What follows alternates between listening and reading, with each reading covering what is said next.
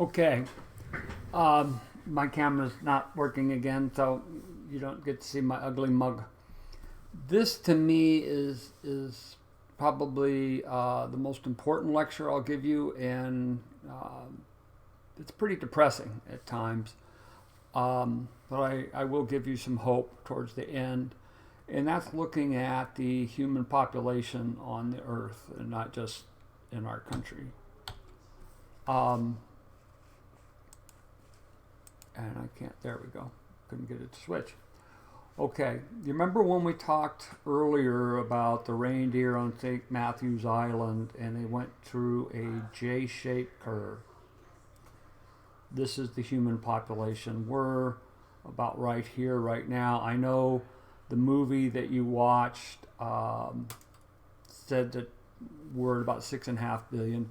We're at about 7.5 billion now because that movie was about 10 years old. And you know what the results are of a J-shaped curve, at least in with wildlife. So it's something that we have to consider. In that 7-minute video that you watched with the lights pumping off and on, I watched that same thing in junior high, so early, mid-1960s. It had quite an effect on me, and it's had quite an effect on a lot of people. And you're going to look at the discrepancy in population growth around the world. Right now, there's 7.5 billion people on Earth. If each one stood up and pronounced their name, sat down, it takes 650 years. By 2025, it'll take 1,200 years to complete this. Each second I talk, there are 2.33 babies born. And in the time I give this lecture, it will be about 9,000 additional humans will be added to the earth.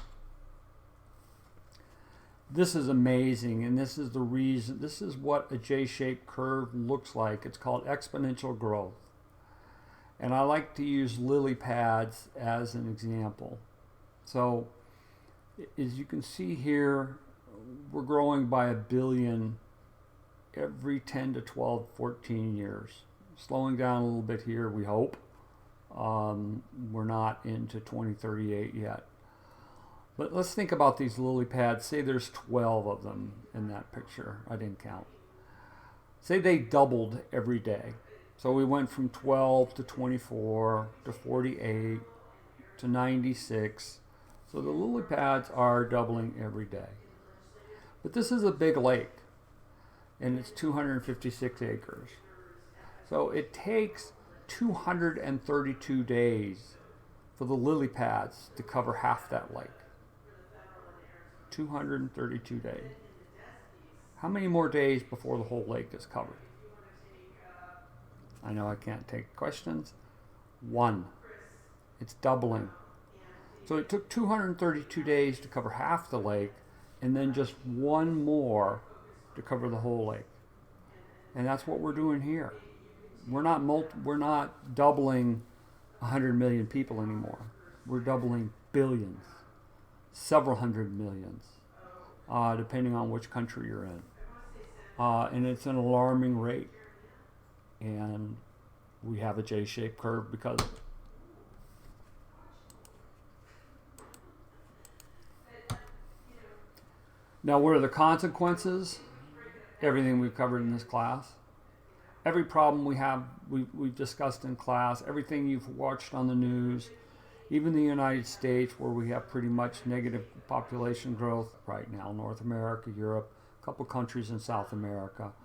16% of the world's population, we control 80% of the world's wealth. 41% of the world's population is low-income developing countries and control only 3.4% of the world's gross national income, which is a difference in per capita of 62 to 1. So why am I talking about the distribution of wealth and overpopulation? Well, we're going to come to that. And what our wealth does is let us to use a lot of resources, and because we can buy it. And you've had to do, or you will do this week, you'll compute your own ecological footprint. You've seen in the film that we are about 5 to 7 times, even 20 times as hard on resources as the rest of the world. Here's some sobering facts right now. There are 790 million are malnourished. Environmental degradation is rampant. And fertility rate is highest in the poorest countries. 1/5, get a hold of this, 1.4 billion live on less than $1 a day. So if you bought a Coke, you spent or a cup of coffee, you probably spent twice the daily income of 1.4 billion people. We have 325 million in the United States. So 5 times as many people live in the United States live on $1 a day. 1.5 billion lack access to clean water. 2.5 billion lack access to sanitary facilities. The sewage is all over the street. They don't have any facilities at all. So if you look at then what are developed countries doing versus undeveloped, the developed countries like the US, average about 1.5 children per family. Our population is not growing. It's pretty stable.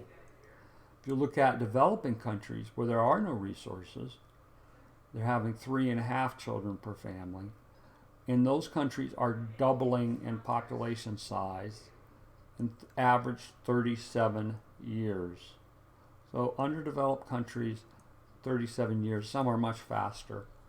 And it doesn't seem to make sense. If you don't have any money, why are you still having so many children? And I'll show you that quickly here.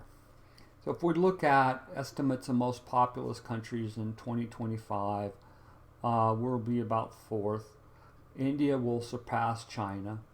The average income in India is $3,613. China is $6,180. If we go down here to a really fast-growing country, Nigeria, look at this ratio and it'll show you. 2,229 is the salary, the average salary. They're tripled in 25 years. That's the fastest growing country and the largest growing on the African continent. If you go down here to Ethiopia, which is the second it's growing faster in the second largest country in Africa, the average salary is $857.50 per year. Iran is also growing very fast, $5,523.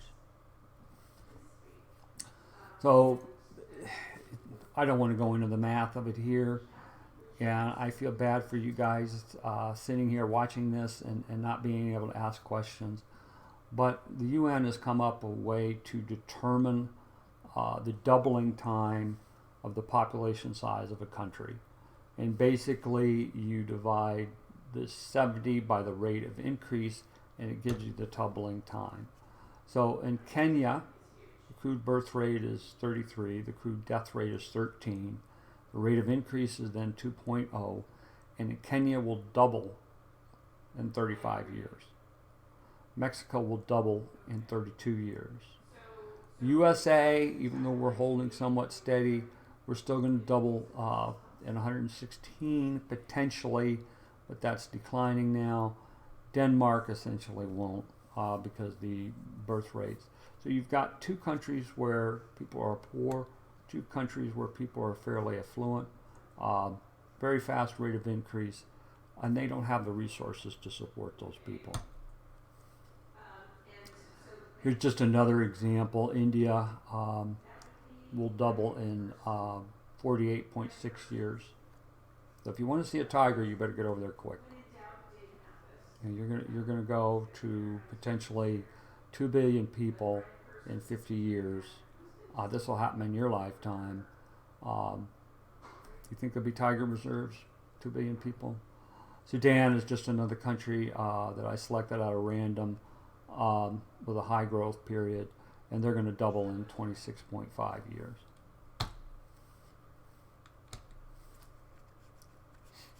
Oh my gosh. I'm sorry, guys. Okay. Bear with me. I'm having obviously problems here. So if we look at population data for selected countries, the total fertility rate, these are poorer countries, and then the developed countries. You look at doubling rate, not happening. You look at developing countries, 23 years in Madagascar. There's 17 endangered primates on Madagascar. You think they'll be here in 25 years? Iraq, 28 years. Haiti, 39 years. Population is going insane. And that's where all those billions are coming from, guys. So the UN has come up with what they call the Human Poverty Index for developing countries. And they look at probability of birth of surviving to age 40, how many people are literate, a percentage of population having water sources, how many children are underweight, and they come up with the index. So again, you look at Human Poverty Index, and you look at percentage of people living on $1 a day or less, 31%, 29%. Nigeria, 70%. Remember, that's the fastest growing and largest country in Africa. Mali is also in Africa at 73%. Ethiopia, 31%. You look at middle income, even in countries like Mexico, 16% of the population is living on less than $1 a day. This is just a graphic showing what I showed you in the table. The developed countries aren't growing. And a lot of this is because what I watched in junior high. The educated countries, especially where women are educated, we'll get to that, we've made decisions. We know that the earth can't keep growing, but we don't have anything to do with developing countries. And we can shake our fingers at them and tell them, you only have 1.5 or 2 kids, you got to stop. They're not going to do it. I just want to make you aware of what a population profile is before we go into why developing countries have so many children, because I'm sure you're asking yourself that. This is a growing population where you have more young people than you do, but it's starting to slow down because you see the majority of the people are in their middle age, mid-30s, mid-40s. Here's the population grows. You're still seeing more, and here you're getting a more and more elderly population, and this is the United States. So a developing country will have much fewer children. One that has a population decline or is stable will have much more elderly than they do children, and that these children are all going to grow up and have kids, but that population is never going to be to this level again. Here's a developing nation, and this is scary, and let me show you why. All these 0 to 4 year olds are going to have kids. All these 5 to 9 year olds are going to have kids. All these 10 to 14 year olds are going to have kids. These 15 to 19 year olds are already having kids, and so on up the line. And it's just going to keep widening and widening and widening until something happens to force these 0 to 9 and to 14 year olds to not have as many children and go back to something like this. And it takes a tremendous amount of time. So you have a developing country will continue to widen, whereas a developed country will have a much more almost rectangular shape when you look at projected populations by age. Again, just one more piece of data. Fertility rate is highest where people are poorest. I think I've made the point pretty clear by now. So let's look at basic human needs. We all need water. We all need food. We all need safe housing. We all need health care. We all hopefully would get an education and a job. So why then are these large families in developing countries? Old age security. Who's going to take care of you? Who's going to take care of you when you start breaking down in your 60s and 70s and 80s? There's no Social Security. You live on $1 a day. You don't have a pension. You have to have children to take care of you. That's the way the culture is set up. And that's one of the main reasons these people continue to have so many children. Who is going to take care of them when they get old? You also have to consider that the infant and childhood mortality rates in these countries are very high. If you have 4 kids, odds are one of them's not going to make it. Maybe 2 won't make it. And you've got to make sure about this old age security. You also need more money. The world is growing. It's getting more competitive. It's harder to compete with so many neighbors. You need more children to make more money, so you can have more things that everybody wants. Everybody wants an iPhone, but on $1 a day, you're not going to get there. If you have more children, you're not going to get an iPhone, but at least you might eat meat every once in a while. The importance of education is still not really important in most developing countries, and especially for women. Many of the countries realize the importance of education for males, but not yet for women. And that's a key factor, because women are treated extremely poorly. It's abhorrent to read about the way women are treated in some of the world.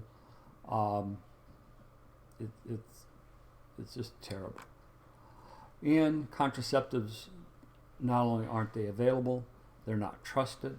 There are some religious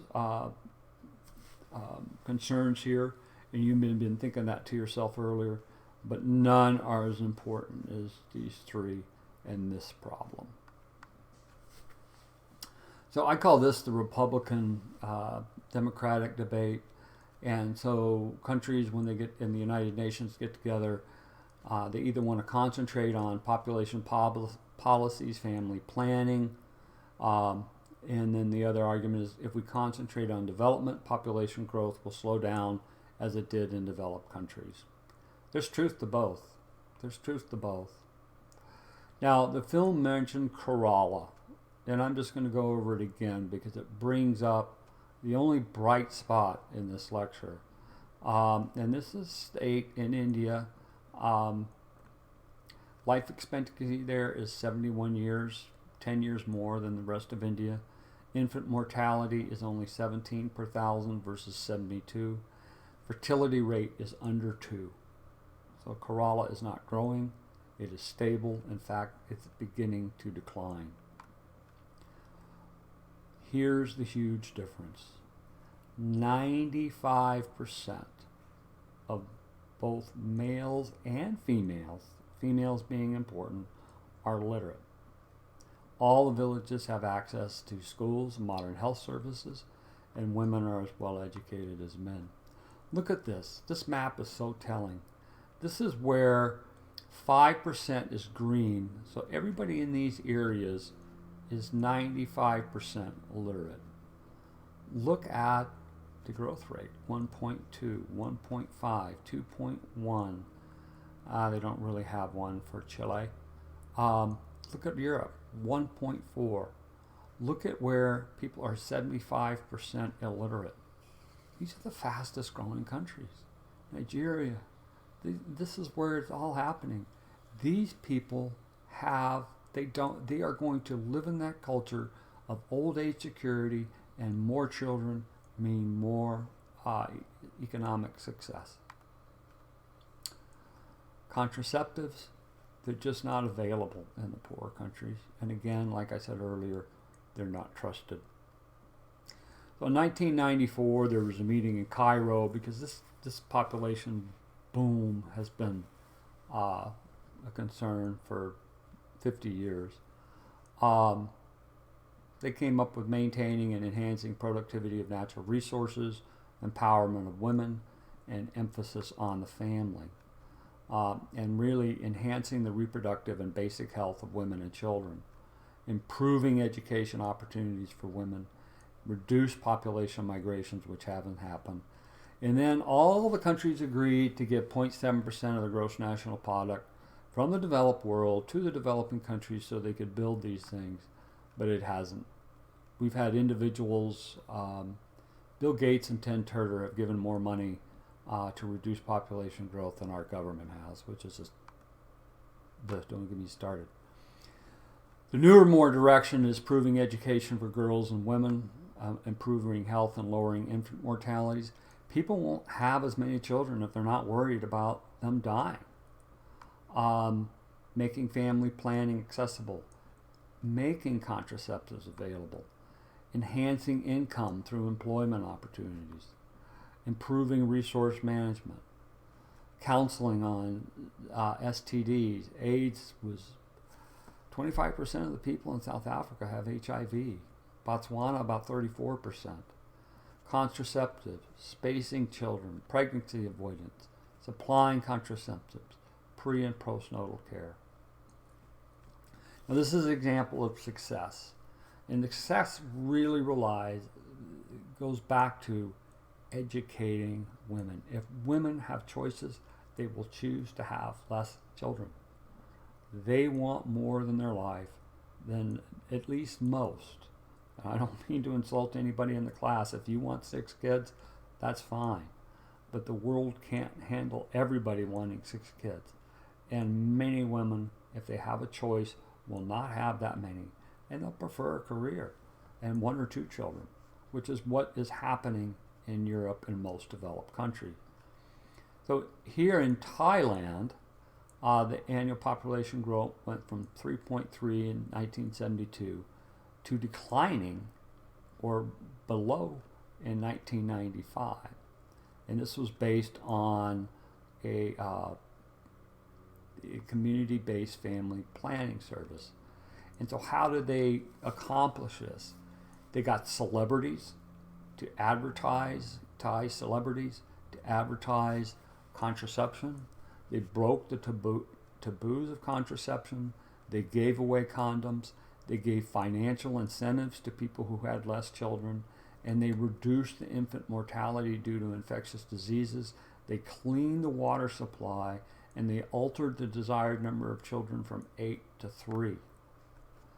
Now, China, they've got a handle on it, but population is controlled as a political income. Women must receive birth coupons prior to contraception. Unfortunately, there's been mass murders of baby girls because everyone wants to have a boy to carry on the family name. Abortions are extremely common, even at 9 months. And women of reproductive age are examined and monitored. Now, China had close to 50 million people die because of starvation. And that's why they came up with this law. I'm not saying that this is humane in any way, but mass starvation can happen. And it happened in the most populous country. We need to start thinking, and what can you do? You can vote. You can vote for politicians that realize that overpopulation is probably the number one, well, not probably, it is the biggest environmental concern in our world. And until we get a handle on that, this is what it's going to look like. Thank you for listening. Bye-bye.